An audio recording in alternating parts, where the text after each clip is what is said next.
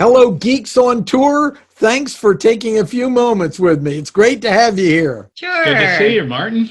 I wanted to have a conversation. Is Zoom safe, and how do we understand the upgrades? And we're both big advocates of Zoom, so we want to give a pre-warning that we are fans, advocates, and cheerleaders of Zoom. We are personally. pro-Zoom, yes. Yeah.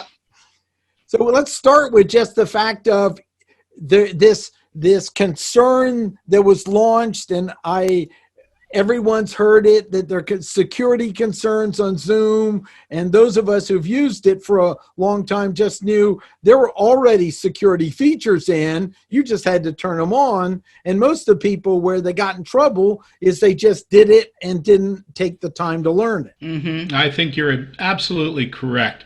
There are so many settings in there that have been in since the beginning, and they've even added more now. So there is a security button for the hosts and co-hosts to actually do it while you're in a meeting.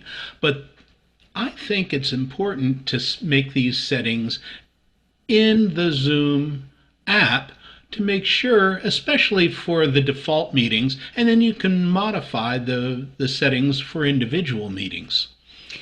Well, I want to go back to where all the brouhaha started, and that is people who have never used this before had meetings and they would get Zoom bombed. So an uninvited guests would show up in their meeting and say nasty things. Well, that's because they were just using a 6-digit, 9-digit number, and anybody in the world could just randomly try joining 9 digits and end up bombing your meeting. So that's where people needed to start learning, okay, we don't just post on Facebook our 9 digits. You know, you need the meeting ID. Yeah. So now people are becoming aware of the settings and where they can go to lock these meetings down. But not all meetings need to be locked down, right? Some meetings you want people to come in. We have Toastmasters groups that we belong to, and we want to have people come in. So there are some tools that are built into Zoom, like the waiting room is a good one. And passwords. People put their meetings out there without passwords, and anybody can join and just be there. So there are certain things that need to be done. One of the things that's important to understand is when you have a Zoom account, you have your own private meeting room by default, and you really want to protect that. Only gets to people you know, like, and trust, and know won't share, because that's your own. That's kind of, to me, like your living room. You don't leave the door open, say anyone come in. You might have a passcode to get in your house, and you let the relatives and people you really trust in, but not anyone. So guard that to start with, and I recommend creating meetings when you have a meeting so you have a unique number to it as well as a password to start with. Absolutely, and we agree. But even put passwords on your personal meeting ID. And yeah, one of the things that Zoom has done just recently is they used to put that meeting ID right up on the screen. Now you don't see that. You have to find where that is. So yeah, anybody just watching a replay might see that and try it. And if you don't have a waiting room or a password, you can get that meeting. You are that meeting. And Zoom has massively grown. What was the percentage of growth since December? Oh, it was huge. I don't know the percentage, but the number was 10 million daily users in December and 200 million daily users when this lockdown started. And it's even gone up since then. Oh, yeah. So, I mean, that's it. Everybody I know is on Zoom meetings. Some are on 2 and 3 meetings a day. I just can't perceive the scale that they have ramped up to, and it works. And it works well. It works, and it works well, yeah. The other thing is the argument is it doesn't have ironclad security. And you and I know as tech people, if they had every possible level of security, this thing wouldn't work unless we had super high speed internet and everything else. So they've worked hard to balance that. And they've now made it that basically the security comes on by default, but this isn't like the highest grade anyone ever would have that the military would only use to communicate. Or guess what? Your local small internet providers, you wouldn't be able to access it. Right. And it's important to understand that people use Zoom for a lot of different uses. Some people need some more security than other meetings, and that's something that needs to be taken into account. They have announced, and when you go to a new Zoom meeting, you'll see it on your screen, that you must upgrade to version 5 because they're adding more encryption. That's the main thing with this new upgrade or update, and so the security will get better and better.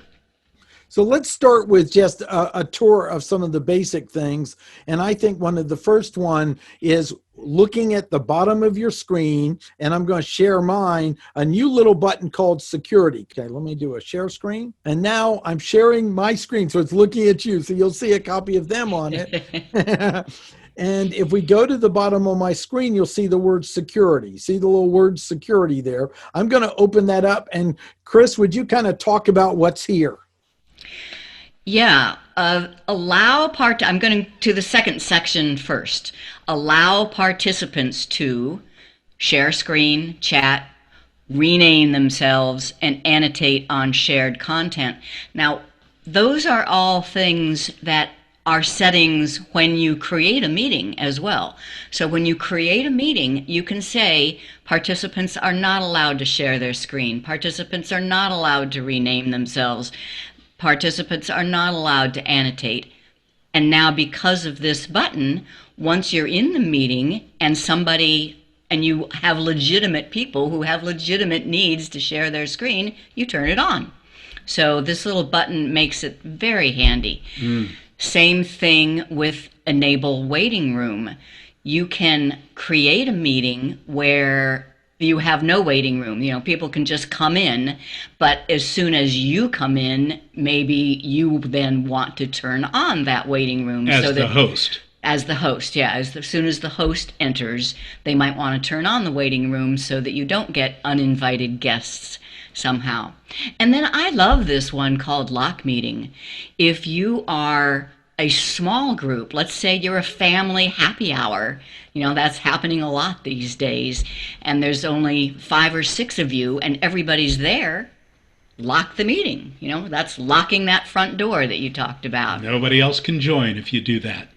Yeah, I think that's excellent, because then that says the people who are in can stay in, but no one new can come in at this point. So it's kind of like we go over, and I want to give the analogy, we lock the front door, we're all in the living room, and no one could just walk in on us. Right. One more I'd like you to explain, though, is annotate shared content, because that's a term not everyone's familiar with. Well, we haven't used that feature we don't use annotation, but go ahead. But it is the ability to actually draw on the screen. So somebody who is not being nice could draw dirty things. And that's what's happened. That was an example where all this was on, the door was open, they got access to it, and they were able to draw figures on someone's face or something else. That's why I wanted to bring that up. It's graffiti not one that everyone uses. What's that? Graffiti on the screen. Right, graffiti on the screen. Rename themselves, makes it so they can't change that. Chat, and then share screens where people have, quote, mooned or something, or put an awful picture up and shared it on the screen. So this is now basically, it's set up so you can easily change it then, but you can also change it in the settings when you set up a meeting. So learn and get accustomed to that as a key part of security for people. Right. I recommend putting on all of the security on the main meetings. So when you create a meeting, all the security is there, but then later on, once the meeting starts or just before the meeting, you can go in and modify those settings depending on the type of meeting you're having. Waiting room, I want to talk about that because that's another concept that not everyone gets right away. And the way I describe it is, imagine you're doing a talk show with a big audience out there, and they're in the, quote, waiting room before you welcome them on stage. That's is that a, That's a good analogy. Absolutely. It's just a place, and you can even put a little note there for them while they're waiting, and you can message people as a host. You can message the people in the waiting room. Problem is they can't message you back. So I think that's probably coming. I hope so, because sometimes you don't recognize somebody's name and you don't want to let them in until you know for sure who they are. So you send a question, but they can't respond. Right. So right now the communications to the waiting room is just saying, 5 minutes till showtime, 4, 3, something like that. This is also something, I have a friend and we meet once a week at a set time, and we've turned that off because I want, when we connect together, me not having to find him in the waiting room. And it took me a little bit because when it first turned on, I'd be doing things and just assume they're coming on and forgot it was by default. And then I go, where are they? And I come over and they're over there. And the way you do it is you look at participants, then the window opens up, and then you let them in from there. So you guys are already here now, but that would be where I would let you in if you weren't here. Right. If you want to show it, you can actually put us into the waiting room and then bring us back out. Yeah, that's something that's nice too. Very handy with that security button. Put in waiting room. I'm going to put you in the waiting room. Click on that, we'll go away. We'll bring you back, I promise. Well. Okay, so now they're in the waiting room, and you see this right here. Do you see that? Now that's how you let them in. So it's important to practice this. So we're going to let them back in. What do you think? They're great people. Let's let them in. There'll be a little delay as it processes, and then they'll come on board from there. So I was going to say, there's a little delay, so you wait. They voted to let you back in while you were gone. We appreciate that. I said, unless I hear any objections, I'm bringing them back in. No.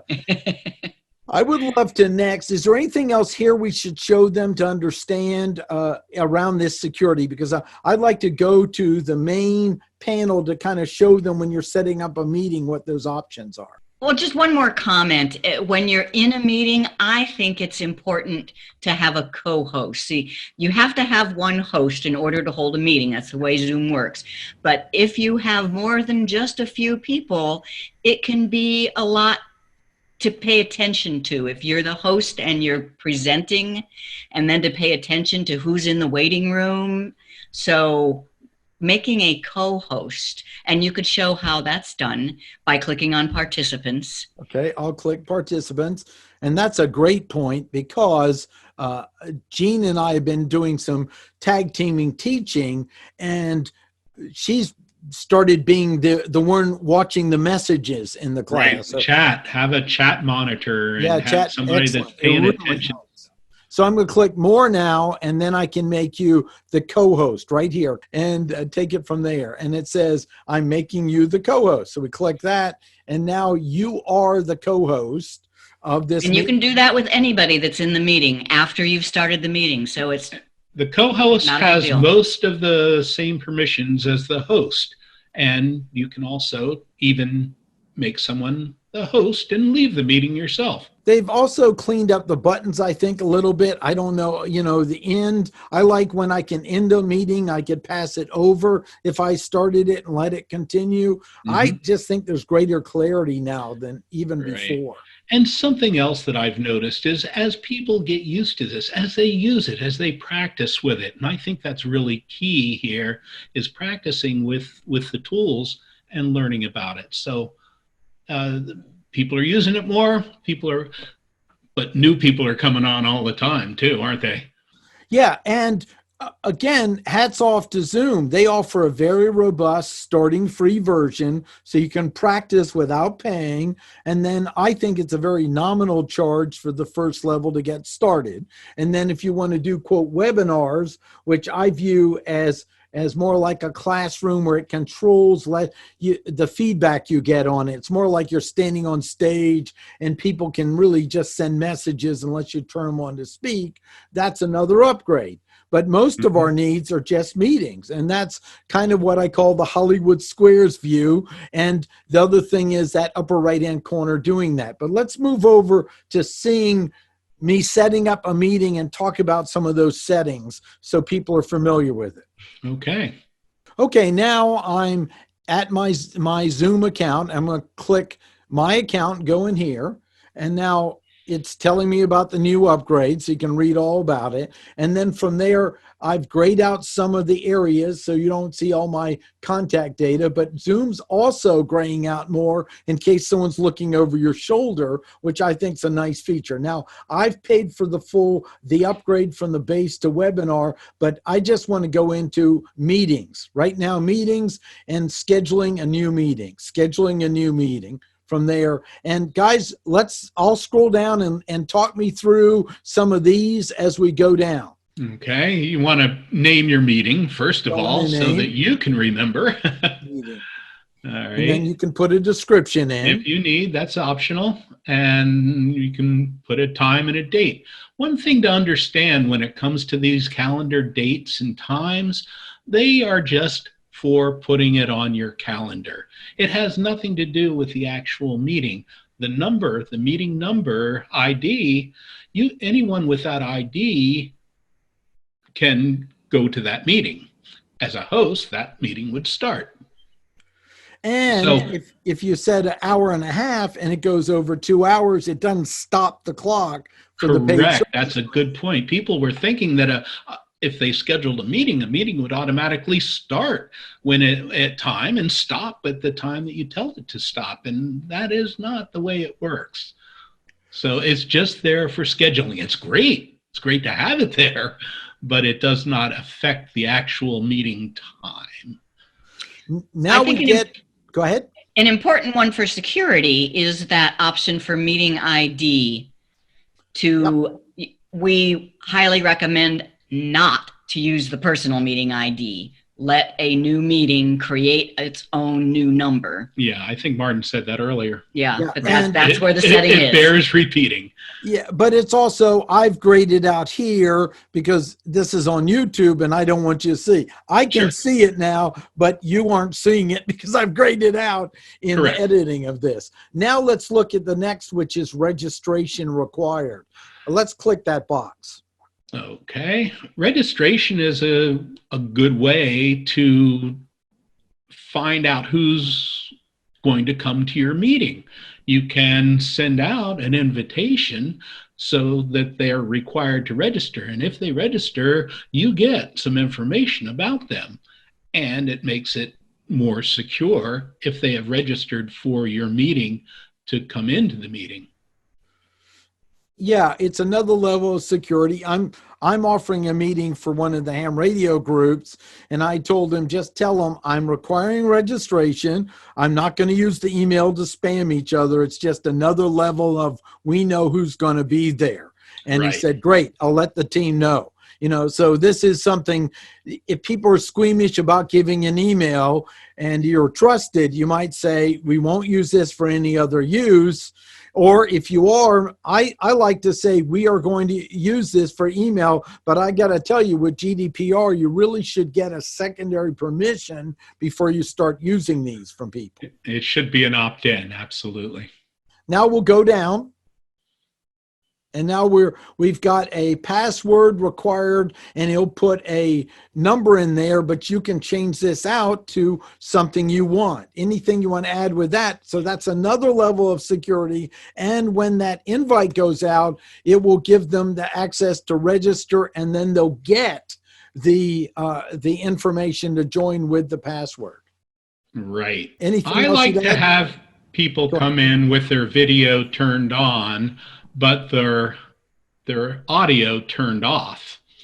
That's in a couple of different places. The audio that's there says telephone, computer, or both. And depending on the kind of people in the meeting, the people who are invited to the meeting, you might want to just leave it computer. Right. I usually leave it to both, just in case.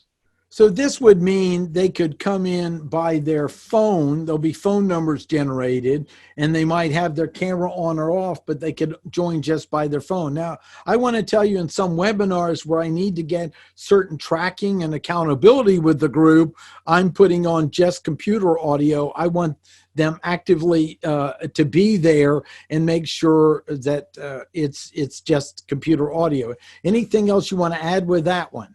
Well, sometimes people have problems with their equipment. And even though there's a place where they can test their speakers or their headphones and their microphones, a lot of people don't get it yet. And it doesn't work. But they can figure out that their phone can do the audio and their computer can do the video, or vice versa. So we usually let it go with both. But you're right, there is a time and a place. Excellent. Now let's scroll down to meeting options. This is important. Join meeting before host. That's what we talked about, that they can join before the host. Otherwise, it's going to say, if you go to the link, it's going to say waiting for host. So you join a day early, it's going to be sitting there waiting for host. So that's right. That's another one you can put on. I don't know if I call that as much safety as just a feature where they aren't getting on until you show up. Anything? Yeah, I think the secure way of setting that is to uncheck enable join before host. Okay, great. People should not be able to join before host, and unless it's your family group or something like that. So then at this point, you have to be there before they get to be part of it. You have to, yes. Right, the host has to be there first. Excellent. And I usually, the next one, mute participants upon entry, I usually check that one. That way, when people come in, especially after the meeting has started, if people come in and then they're messing around with their equipment and they get noise, they might, take the focus away from the person who should be talking. So that's just a nice thing to have on. And I like it because if people don't understand Zoom, they might link in and not realize all that is being heard immediately. They might have the dog barking or something else. I think it's another great one. And then our next one is what we talked about, enable the waiting room by default. Remember, we have those security options. When we start it, you can take that on or off. So anything else to add to that? Nope. Oh. I think enable waiting room is a good thing. And And you then- can always turn it off as the host once Yep. you get there. And then this is if you've got people that are actually actively part of your Zoom account, the authenticated user.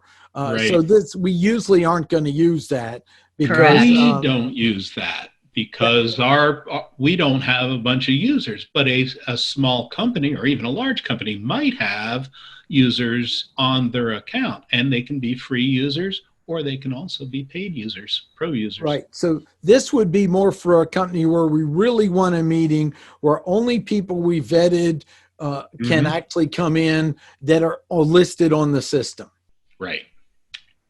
And then, of course, record automatically the meeting we have on the computer or cloud. And based on the service you have, they give you a limited space on the cloud to record to. I kind of like that because if you hit record to the computer, you have a slower computer, it's going to take a while to download it, and it has to then render it, is what I call it, or process it to be ready. And you don't want to stop it or you lose the content. But you also need to maintain that cloud because they give you a finite amount and you need to download that. That's a whole nother video in itself. Yeah. They give us, at the lowest level, we get 1 gigabyte. And that's enough typically for about 45 to an hour meeting. Yep. And so I'm going to go ahead and click. Well, wait, save. the one we didn't talk about having the password embedded in the link. Okay. So if you're requiring a password, and we made sure to require a password, Yep. people can be flummoxed by coming into the meeting and then it asks for a password. So you can have a password, but make it easy for your invitees by embedding the password in the link, and you just send them the link. It's in your general settings. Okay. So let me go ahead and hit save. Okay, now we have this. Now, another thing is embedding the password in the link versus having it sent separate. Is that right? Yes. So I see that this registration URL has a password encrypted at the end of it there. So that is controlled in our settings. So let's show them where they can do that if they want to turn it off or on. Settings. And meeting settings and Skype. I think it should be in that first section. That's the top. Start scrolling down. And then start scrolling. Yeah, there's so many settings in here. Embed password in meeting link for one click join. So if you enable that, the password will be embedded into the link to get into the meeting. So if you trust the people you're inviting, right, they can have that link and not have to add the password is required, but the password is included in the link. Now, if that invitee were to share that link, they would also get the password. So it's a little bit lighter security than having the password separate. Yeah, and since I'm doing a lot of training where they must register to do it, I'm leaving this one off because somehow if someone just separately shares the link, they can't just get into the group. So you have to decide what level you need. If it's friends, family, they aren't going to forward to anyone.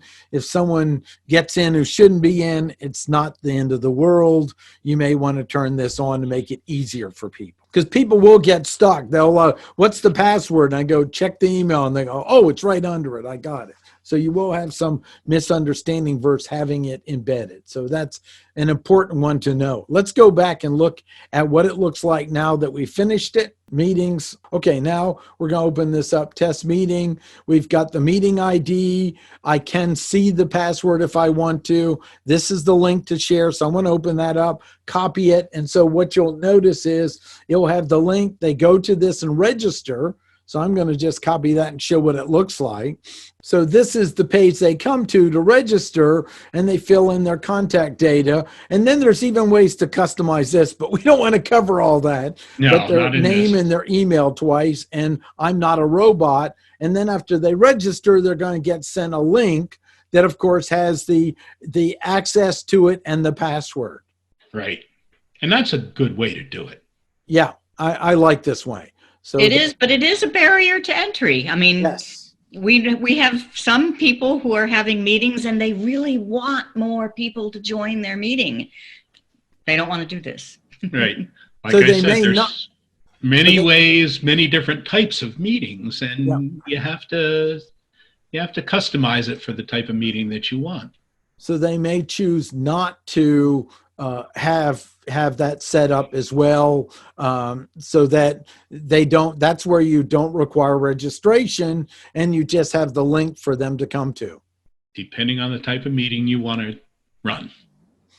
Well, we've covered an awful lot, and I just wanted to at least get us started. We know it's a long show, but this is really there's great training on Zoom, and this I wanted to get going from an update from you all because you're also such great teachers. And I do want to say, check them out online. How can people learn about you online?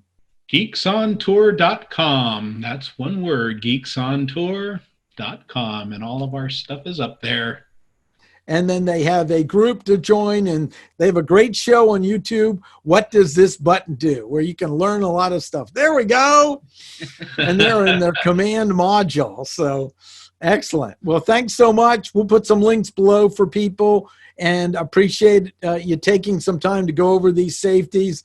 We're all giving Zoom a thumbs up, aren't we, for safety? Yes. And just learn how to use it. We're fans of it. We've used it for years. It's a great product, and I think very generous and stable. So excellent. Thanks. Well, thank you.